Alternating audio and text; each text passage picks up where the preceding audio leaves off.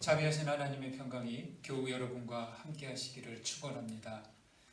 저의 컴퓨터에는 사막 풍경을 담은 사진들이 몇 장 있습니다. 그 가운데 아주 인상적인 사진이 있는데요. 칠레의 아카타마 사막 사진입니다. 사막은 강이 흐르지 않고 연평균 강수량이 매우 적어서 동식물이 살 수 없는 지역을 말합니다. 사막이라고 해서 모래만 있는 황량한 풍경일 줄 알았는데요. 아카타마 사막 사진은 온통 보라색 꽃으로 뒤덮여 있는 것입니다. 지역 표시가 잘못된 것인가 했는데 아카타마 사막이 맞았습니다. 어떻게 된 것일까요?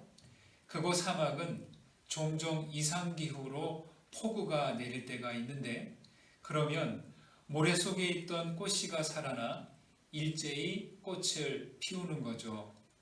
저는 보라색 꽃으로 뒤덮인 아카타마의 그 사진을 보고서 사막엔 모래만 있는 게 아님을 알게 되었습니다.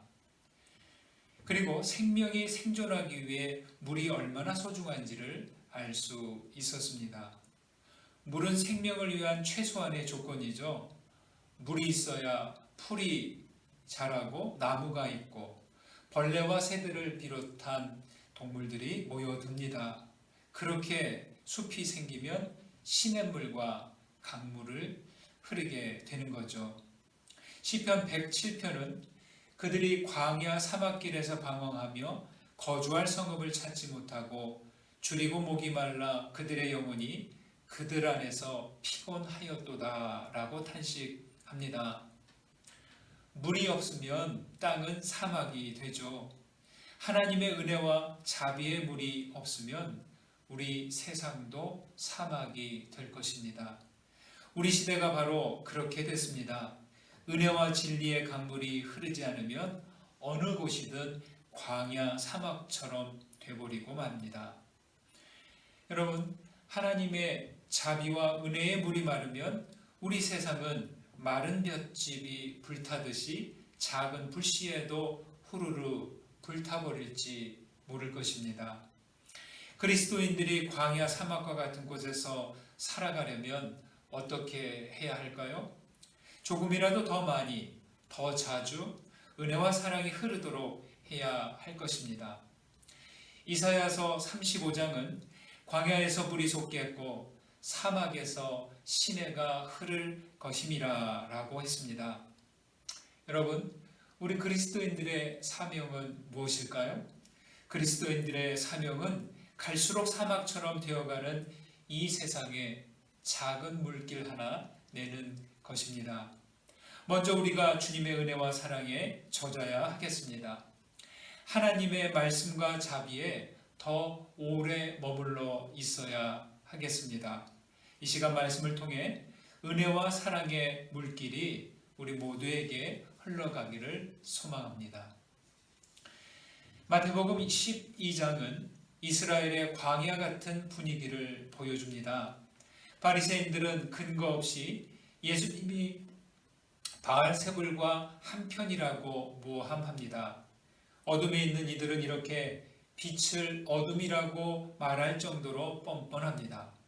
유대교 지도층 사람들은 예수님이 눈에 가시처럼 불편했습니다. 그중 바리새파는 예수님에게 알레르기 반응을 보일 정도로 예민했죠. 그들은 예수님 때문에 자기들의 입지가 좁아질까 위협을 느꼈던 것 같습니다. 예수님이 대중의 지지를 받으면서 바리새인들의 적대감은 커졌습니다. 그들은 애써 무시했지만 더 이상 주님을 무시할 수 없게 되었습니다. 앞에서 바알세불과 한편이라고 공격했던 바리새인들이 여기서 새로운 도전을 합니다. 38절 말씀을 보실까요? 제가 읽겠습니다. 그때의 서기관과 바리새인 중 몇 사람이 말하되 선생님이여 우리에게 표적 보여주시기를 원하나이다. 얼핏 정중해 보인 것 같지만 실은 불순한 의도가 있는 요청입니다. 자기들이 볼 수 있도록 그 자리에서 해보라는 요구죠. 이것은 전형적인 세상의 방식입니다. 설사 예수님이 거기서 표적을 보였다면 그들이 예수님을 인정하고 신뢰했을까요? 그렇지 않았을 겁니다. 요즘 TV 프로그램에 재능 오디션 프로들이 많습니다. 노래, 연주, 연기, 마술, 고개, 무엇이든 자기 재능과 실력을 보이면 심사위원들이 그 실력과 호응도를 보고서 평가를 해주는 거죠. 심사위원들은 잘하는 참가자에겐 찬사와 함께 합격 버튼을 누르고 실력 없는 참가자에겐 가차없이 불합격해서 집으로 보내버립니다. 바리새인들은 심사위원이 되어서 예수님을 그렇게 평가해 보겠다는 거죠. 영어 표현에 show me the money라는 말이 있습니다. 직역하면 돈을 좀 보여달라 이런 뜻이지만 당신의 실력을 보여달라라는 관용구처럼 사용합니다. 당신의 능력 좀 한번 봅시다. 다른 곳에서 한 표적들은 인정할 수 없소. 지금 여기서 한번 해보시오 라는 것이죠. 메시아의 사역은 장기 자랑이 아닙니다. 예수님은 필요할 때 필요한 장소에서 기적을 행하셨습니다. 그리스도인들이 표적 행하기를 바랄 수는 있지만 그 능력의 주체는 주님이신 것을 기억해야 할 것입니다. 예수님은 어떤 능력을 보이셨습니까? 오병이어를 행하셨고 질병 치유와 죽기를 행하셨으며 율법과 지혜가 뛰어나셨고 많은 무리들이 몰려오고 따라다녔습니다. 이 능력은 경제와 의학, 지식과 권력 분야의 능력입니다. 이 정도의 메시아인데 바리새인들이 실력 좀 보이라는 요구에 응하실까요? 그것은 너무 무례한 요구입니다. 여기 한 가지 궁금한 것이 있습니다. 뭐냐면 예수님께서는 이런 능력자이신데 어째서 세상을 정복하지 않으신 것일까요? 모두를 먹이는 능력이 있다면 농업혁명을 일으켰다면 좋지 않았을까요? 병자를 고치고 죽기 능력이 있으니 병원과 치유센터를 세웠다면 좋았을 것 같습니다. 탁월한 지식과 지혜가 있으니 대학을 세워서 더 많은 제자들을 훈련했다면 좋았을 것입니다. 무엇보다 많은 무리들이 따르니 세력을 키워서 이스라엘의 왕이 되고 더 나아가 로마를 정복하면 좋지 않았을까요? 그러나 예수님은 그렇게 하지 않으셨습니다. 왜일까요? 그것은 이런 능력으로는 인간과 세상을 근본적으로 변화시킬 수 없기 때문입니다. 주님은 누구보다 이 점을 잘 아셨죠. 누구보다 아쉬워한 사람들은 예수님의 제자들이었습니다. 세베대의 두 아들 야고보와 요한이 예수님 우편과 좌편 자리를 청탁한 이유가 그것이고 베드로가 예수님의 죽음과 부활 예고를 듣고서 강렬하게 반대한 이유가 그것 때문이고 그리고 아마도 유다가 예수를 판 이유도 그 때문이 아니었을까 생각합니다. 여러분, 혹시 우리도 예수님께 기대하는 것이 그런 것들이 아닌지 모르겠습니다. 우리도 야고보와 요한처럼 베드로와 유다처럼 될 수 있다는 것을 알아야 하겠습니다. 여러분, 우리는 예수님이 구하시는 것을 구하는 사람들입니까? 아니면 주님의 능력으로 나의 필요한 것들을 구하려고 하는 것, 그런 것은 아닙니까? 그 다음 39절 말씀을 보실까요? 제가 있습니다. 예수께서 대답하여 이르시되 악하고 음란한 세대가 표적을 구하나 선지자 요나의 표적밖에는 보일 표적이 없느니라. 표적을 요구하는 바리새인들에게 주님은 선지자 요나의 표적밖에는 없다고 하십니다. 여러분, 요나가 누군지 잘 아시죠? 요나는 니느웨로 가서 말씀을 전하라는 명령을 못 들은 척하고 다시스로 갔습니다.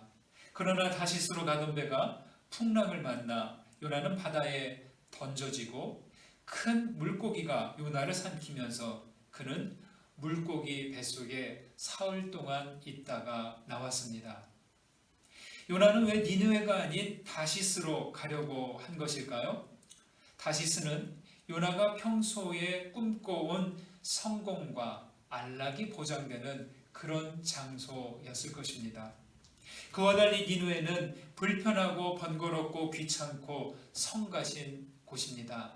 간단히 말해 다시스는 포장도로로 그에게 미래가 보장된 곳이었고 니느웨는 비포장길로 미래가 불투명한 곳이었습니다. 니느웨는 하나님의 사명을 위한 곳이나 다시스는 자기 야망을 위한 곳입니다. 요나는 다시스에 가서 최고가 되어 성공하는 그런 꿈을 꾸었을지 모릅니다. 다시스에서 성공을 위한 경력을 쌓고 싶었을지 모릅니다.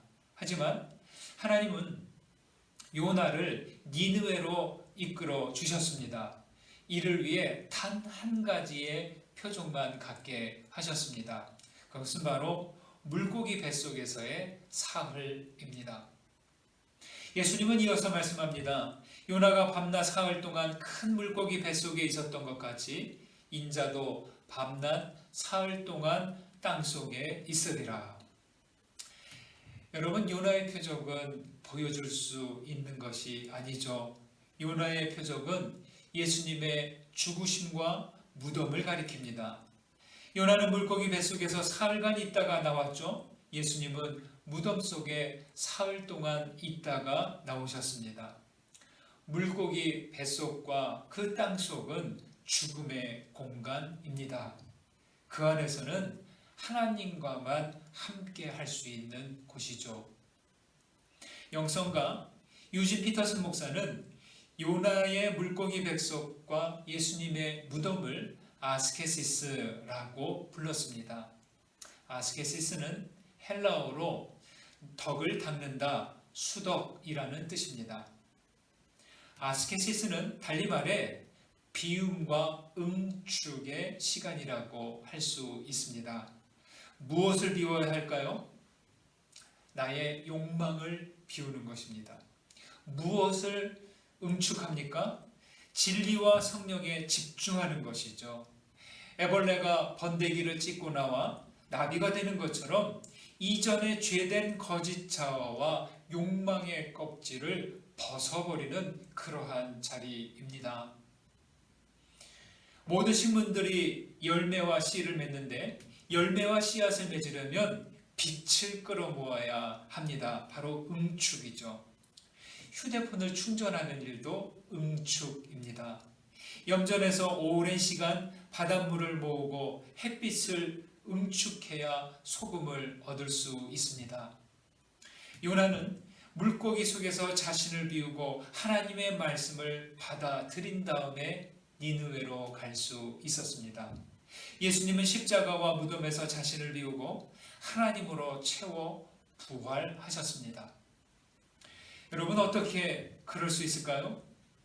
물고기 뱃속이 어떤 곳이기에 예수님이 계셨던 무덤이 어떤 곳이기에 그렇게 할 수 있었을까요?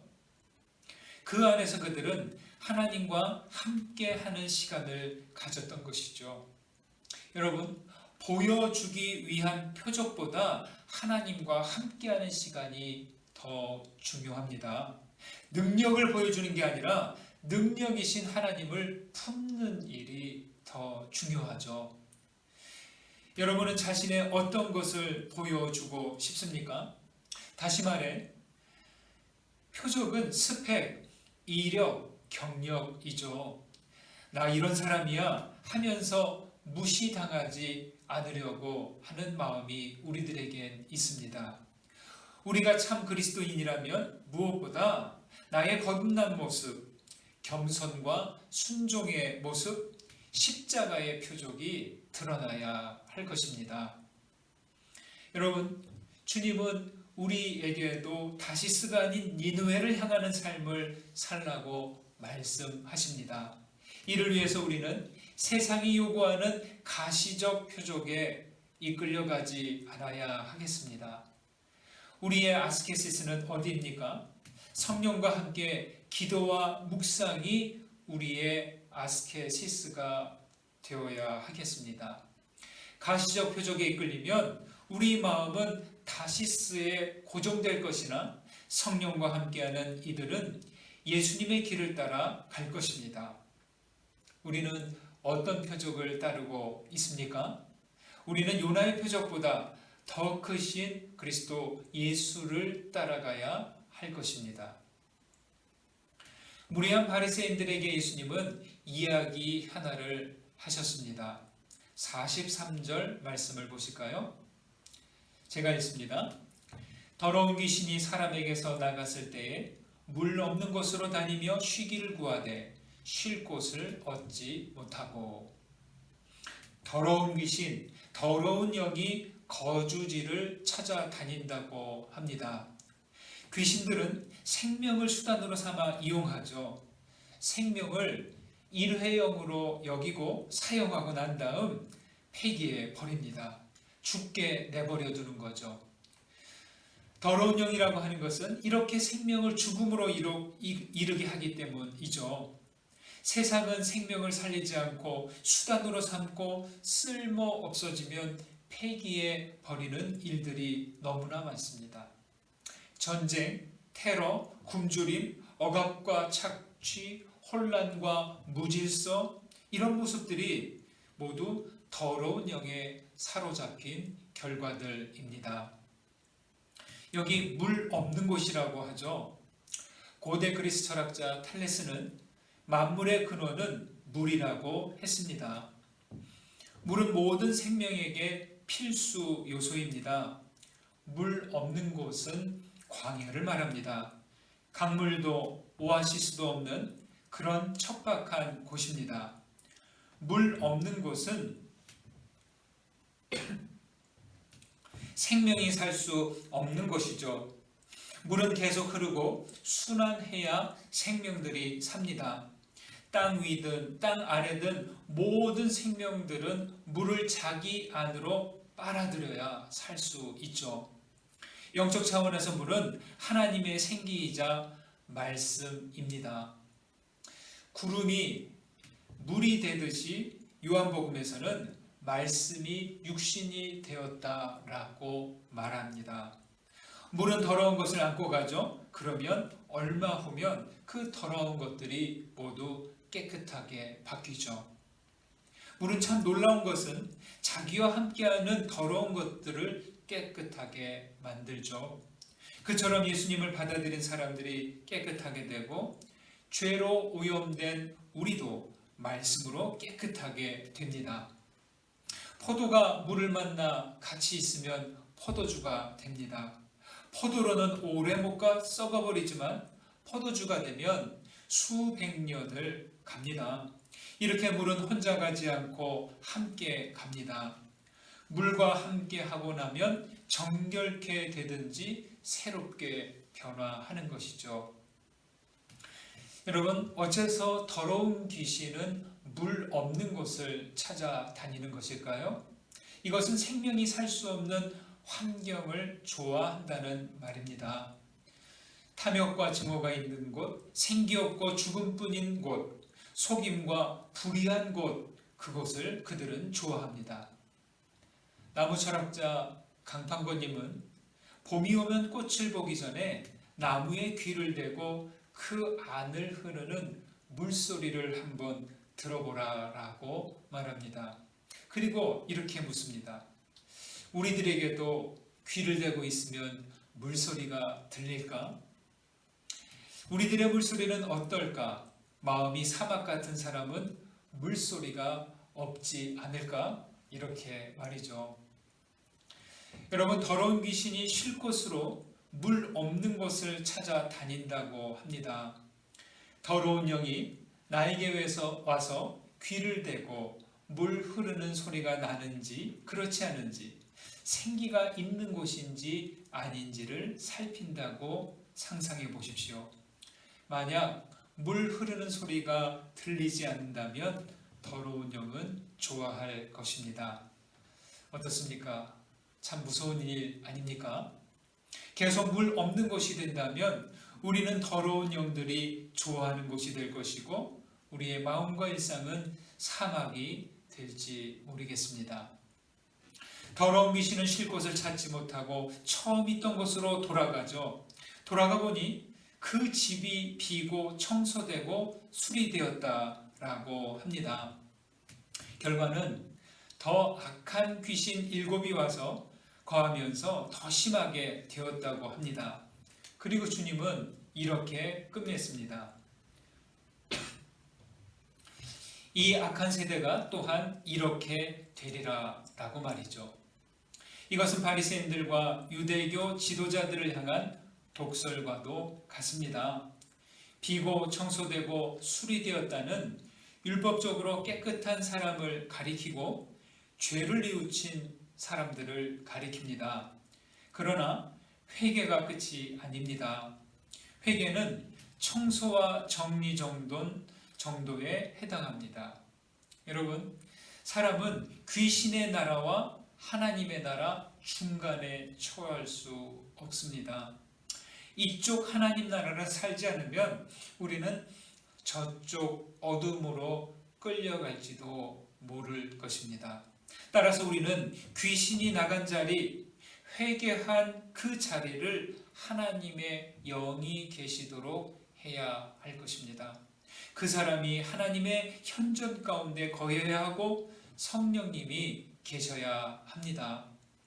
44절에서 내가 나온 내 집이라고 하는 말에 소름이 돋습니다.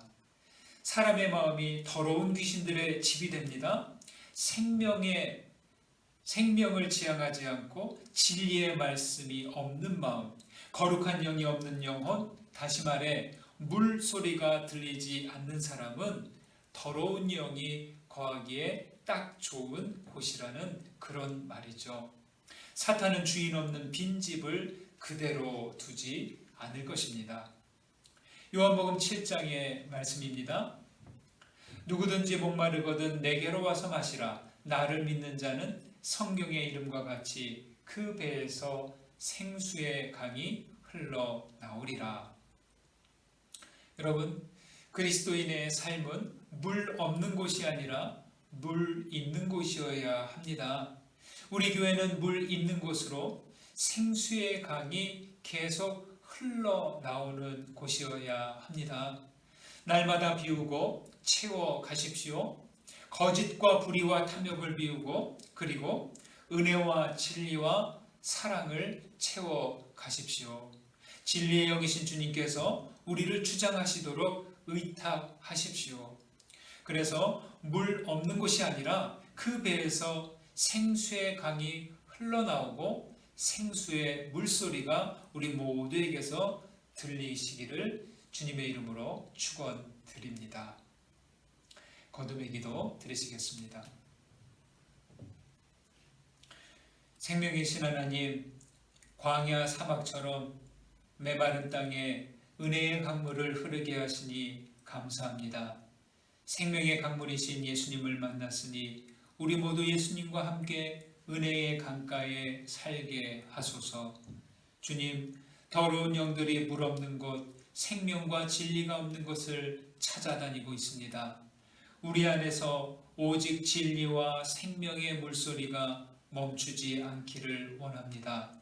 주님, 주님을 신뢰하는 모든 자녀들에게 복을 주셔서 모두가 물 있는 곳으로 살게 하옵소서. 우리 강조신의 교회에 생수의 강이 멈추지 않고 흘러나오게 하옵소서. 예수 그리스도의 이름으로 기도드립니다. 아멘.